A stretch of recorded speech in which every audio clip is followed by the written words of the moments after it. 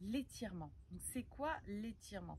C'est pas toujours évident de visualiser qu'est-ce qu'on demande dans un étirement. Donc certaines personnes vont penser étirement, c'est voilà, on doit sentir la douleur, ça étire. Il faut vraiment imaginer, visualiser que tout votre corps vient s'étirer. Vous voyez, votre corps s'étire un petit peu. Donc ce que je dis dans mes cours, c'est comme si vous avez un fil au-dessus de la tête et comme si hop, ce fil il vous étire vers le haut. Il y a toujours cet étirement de traction vers le haut pour limiter la pesanteur du sol. On va essayer toujours d'étirer vers le haut pour aller peut-être, donc toujours cet étirement il est là pour aller peut-être un peu plus vers l'avant, un peu plus sur le côté, mais il y a toujours cet étirement.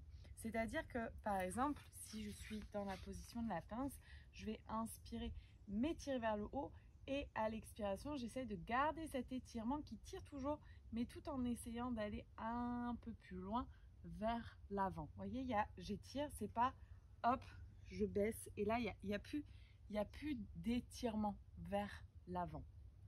Donc ça, il faut le retrouver vraiment dans chaque mouvement.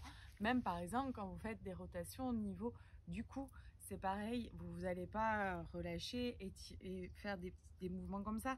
On essaye d'inspirer, garder cet étirement pour essayer de vraiment faire des rotations et pas je tasse et puis je tourne.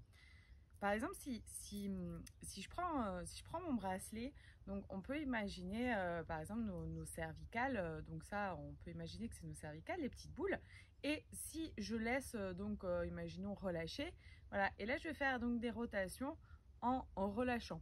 Vous voyez, donc en fait, c'est peut-être pour ça que je vais entendre des crrr, crrr, des mouvements, ça va vraiment créer des frottements, on va dire. Alors que si j'inspire, voilà, imaginez, hop, j'inspire, j'étire et je vais garder cet étirement tout en créant donc du mouvement. Donc en fait, ça va vraiment libérer mes cervicales, par exemple, pour venir créer des mouvements vraiment dans chaque cervicale. Donc ça, c'est important d'essayer de retrouver ces mouvements dans chaque posture. J'inspire, j'étire. Pareil, quand vous êtes debout, donc si vous voulez aller vers l'arrière, j'inspire et j'étire vers l'arrière. C'est pas j'inspire et hop, je m'écroule vers l'arrière et je tasse par exemple mes lombaires. C'est je garde cette longueur dans mon corps pour essayer d'aller loin peut-être vers l'arrière. Voilà peut-être pour l'explication. J'espère que ça a été assez clair et j'espère que vous pourrez essayer de le pratiquer dans vos séances.